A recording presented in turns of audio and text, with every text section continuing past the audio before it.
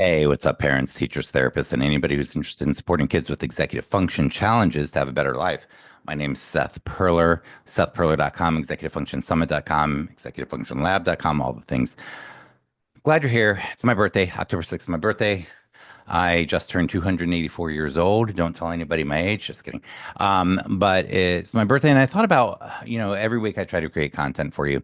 And I've been doing this for many years, and I try to think of things that are relevant and important, and I try to give you actionable things that you can actually do to implement to support your kids and help them ultimately have a better life. And for my birthday, I wanted to do something special, and I thought about what is like the most important topic I could possibly do, the most meaningful topic I could do. So that's what I'm going to chat about today. And I'm going to dive deep for 10 or 15 minutes into this topic, and hopefully you'll find this helpful. The most meaningful topic I could possibly think of isn't directly related to executive function, but it is related to supporting our kids having a good life. And what I want to talk about today is two things. And please, if you come from a background or belief systems that make you think negatively about what I'm about to say, please give it a chance for a couple minutes. And then if you don't like what I have to say, fine. But the intention of this is to help your kid have a better life. That is what my life is about. My mission in life is to support kids so that they can become adults who have great lives and be kids who have great lives. That's what it's about. It's about quality of life. So what I'm going to talk about today is climate change and sustainability, sustainable living. So we are beyond crisis. And again, if you come from a belief system, and we have people from over 130 or so different countries that follow me, and there are countries where sustainability is a part of life and it's normal. And there are countries like where I'm from in the United States, where in a lot of places in the United States, it is not normalized. It is difficult to recycle. It is not thought about people are not educated about it. Schools are doing a horrible job educating people about it. Politicians are doing a horrible job supporting it. Corporations don't want to take any responsibility for these things. So they're going to perpetuate ideas that say that this is not important or have climate deniers and things like this. But they do not want to take responsibility. Why would they? It costs them money. Their job is to profit. Does not matter your kid's health, your kid's happiness, your kid's success in life, your kid's well-being, your kid's safety does not matter when money is talking and when these corporations are benefiting and profiting off of not taking responsibility for these things. So bear with me as I go into some of these ideas. My intention is to give you actionable, practical ideas, a little bit of background, and leave this as a meaningful video that you're at the end of it. You're like, oh, I'm glad I watched that. I have some ideas of things that I might do differently, or that I might research, and so on and so forth. I do have a few things that I am going to be showing you today. I'm going to do some screen shares here, but basically, let me start off here. We are beyond crisis. We are beyond crisis point. It is like we are in a situation that is so dire. I wish I was optimistic, but to be very honest with you, I'm not. I'm not a cynic though. And I do believe in human beings, and I am hopeful, and I'm pulling for humans. I always say that I'm pulling for us. But the actions that we are taking are the way that I think about it is, imagine that we know that smoking cigarettes it can cause lung cancer. And imagine that you had an infant, a newborn. And imagine that some people came to say hi to you and say hi to the newborn, and they were smoking in the newborn's bedroom.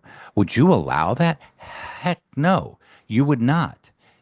You wouldn't let that get anywhere near the child because of what we know now. Now, when I was growing up, or before I was growing up, people didn't know that. There used to be advertisements in magazines where doctors were smoking cigarettes, and they were like, "These are, you can look this up. This is the choice of doctors, Camel, blah, blah." We know differently now. We know differently, so we do differently. But we don't know about all of these things. But that we are beyond crisis. We are in a world where it's essentially there's so much toxicity in the world that is damaging our kids. Things that are toxic over a very long period of time, and we can do more about it. And I hope that we all do.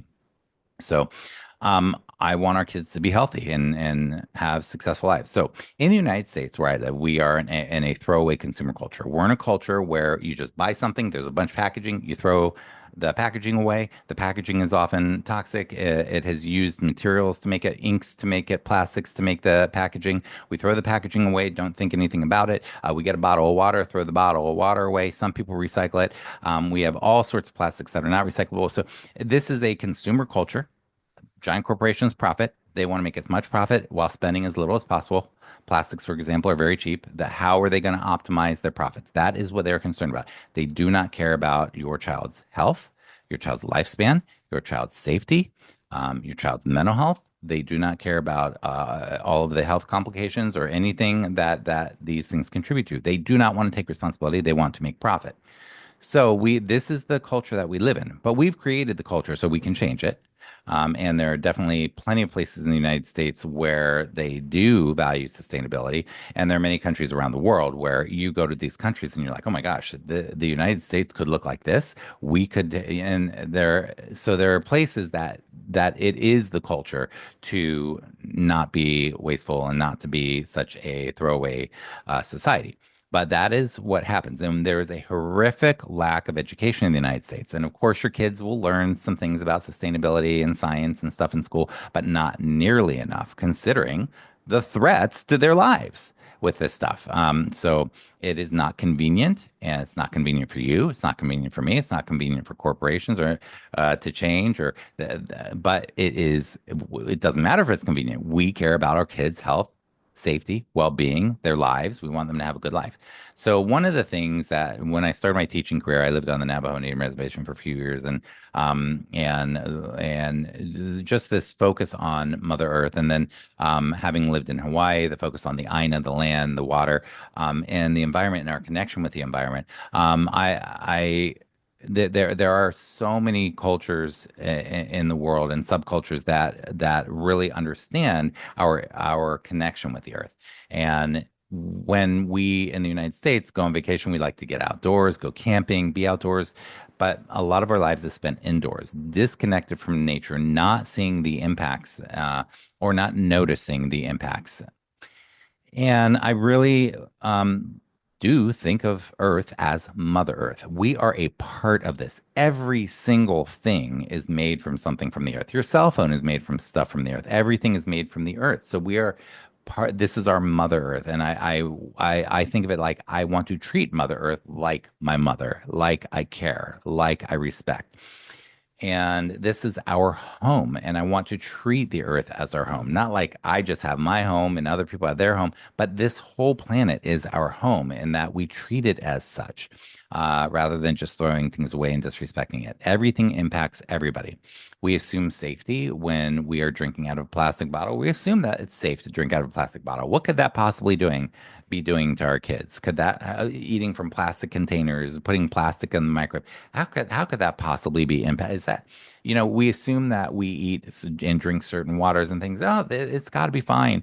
And we're gonna drink a soda. Oh, it's got to be fine. The chemicals aren't hurting us. Oh, this food. The pesticides and people make too much of a big deal. Oh, it's not hurting us. The hormones in the foods, that's not hurting. And we assume that things are safe. We want to assume that they're safe. We don't want to think that we're doing things that hurt us and our kids.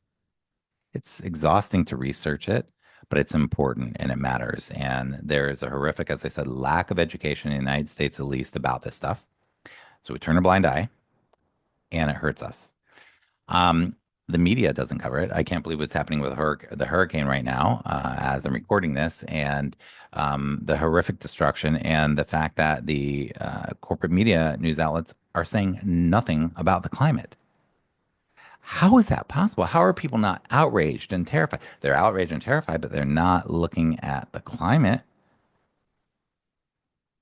And these people who profit off of these things don't want us, and they're very powerful and they're very connected to the political decisions that are made in this country. They don't want to take responsibility. Why would they want to take responsibility? Their objective is profit, not making sure your kid is safe, your kid lives a long, healthy, happy, successful life. I don't care. So I'm not trying to sound cynical, but I would love to tell you that I'm optimistic, but I'm not. I'm pessimistic. I am, however, hopeful, and I will never give up on kids and never give up on doing my work in this world and never give up on humans and hoping that we can do the right thing. And that's why I'm making this video because I'm hopeful.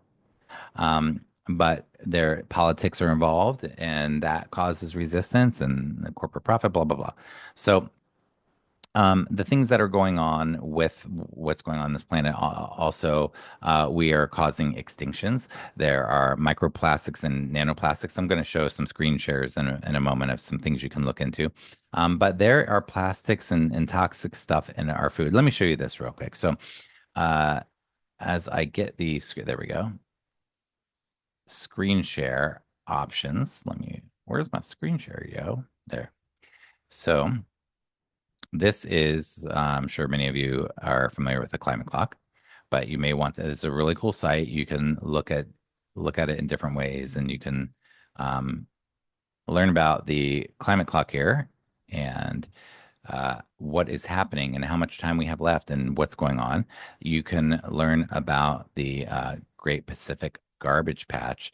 This is a bird with all these plastics in its body, and turtle tied up in nets. And you can, so the garbage patch, the Pacific Garbage Patch, is just massive. Let me show you this. This is more than 2 times the size of Texas. There are so many plastics in the water. There's some good videos about this. Meanwhile, I do want to show you someone. There's a lot of people that I follow that I like, but Dr. Rhonda Patrick, and this one is called How to Reduce Your Exposure to Harmful Microplastics. I do like and respect her work, and I think this is useful for those of you who want to learn about that.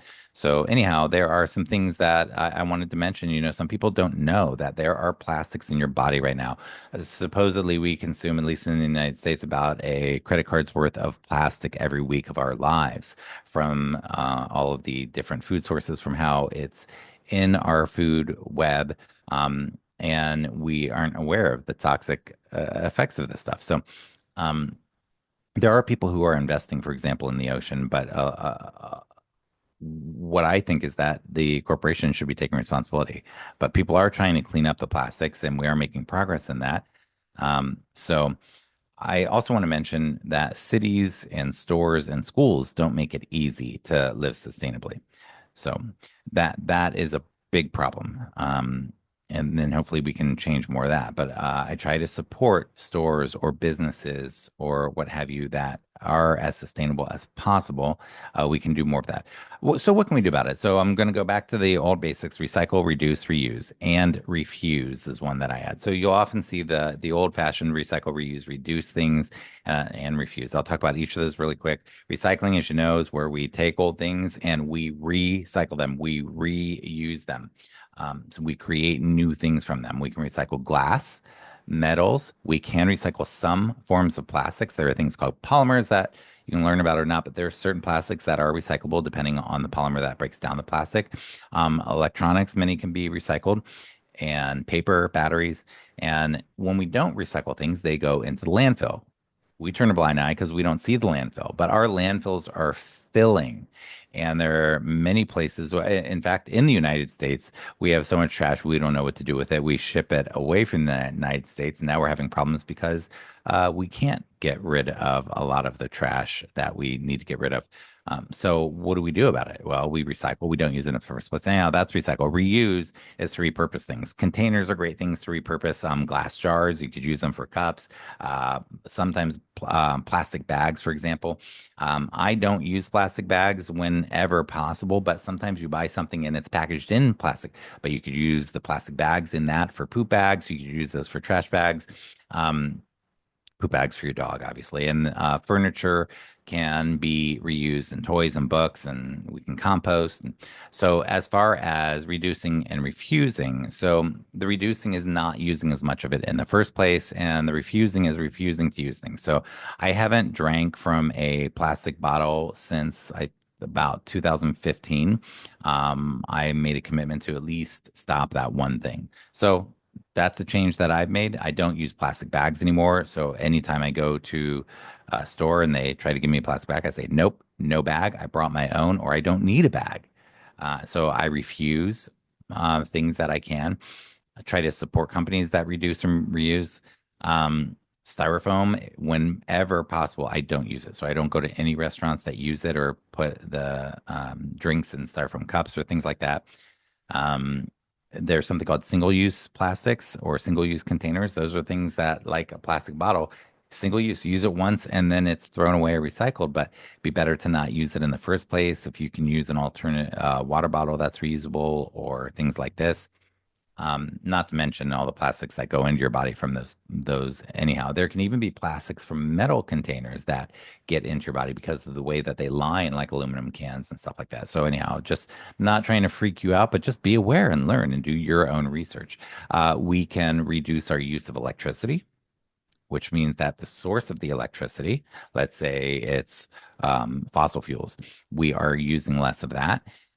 We can use less fuel and energy. To-go containers, we can bring our own containers for to-go containers or really watch what to-go containers we're using. There are water shortages everywhere. We can use less water. I have two more points. I want to encourage you to really look at microwaving plastics and consider not doing that if you can, and do some of the research on that. And then last thing I want to mention is school supplies. I know I've ranted on this before, but the beginning of school year, a lot of times teachers are going to say, okay, your kid needs to bring a box of tissues and like they donate to the whole class or to the whole grade or to the whole school and bring this and that and so many of these school supplies. And I know this because we did projects at the end of the school year where I would take my classes and we would go at the end of the school year and get stuff to reuse. And when kids are doing their locker cleanouts at the end of the school year, the reason I started doing this is because I was so disgusted by how much waste kids at the end of the school year, they have garbage cans all up and down the halls, and kids are just throwing away reams of paper they've never opened, pencils and pens they've never opened and never used, folders they've never used, just stuff that sat in their locker all year. And it's incredible how much waste there is. So we started doing programs to reuse that stuff, but just really reaching out to your schools and seeing what they can do and really considering what they're doing. Anyhow, my name is Seth Perler. Thank you, teachers, therapists, and parents who are here who care about supporting kids with executive function challenges. That's my jam, sethperler.com. Thank you for being here. I want to wish you, as I end this, thanks for being with me today. It means a lot for me to be able to share this with you. I don't talk about this stuff a lot because I work with the executive function stuff, but I want to wish you peace of mind. I want to wish you joy. And as I always say, the most important thing I want to wish you is connection with the people you care about, particularly the kids in your life. Connection, a sense of connection. It's the most important thing as far as I'm concerned. And giving our kids a place where they can have a good life so that we can have that connection is needs to be happening. Thank you for everything you do for our kids. Take care.